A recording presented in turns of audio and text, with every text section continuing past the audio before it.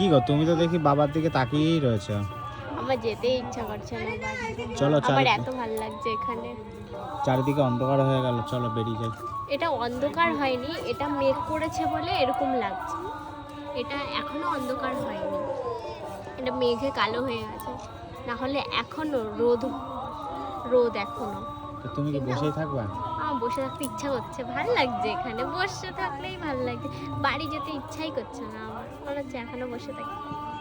এত সুন্দর একটা জায়গা, কি সুন্দর। মহাদেবের মুখের দিকে তাকালে মনে হয় এত ভালো লাগে। দেখো কি সুন্দর, দেখাও আরেকবার দেখাও। দেখেছে। কি ভালো, তাই না? আমি অনেক ছবি ভিডিও অনেক কিছু তুলে ফেলেছি, অনেক কিছু।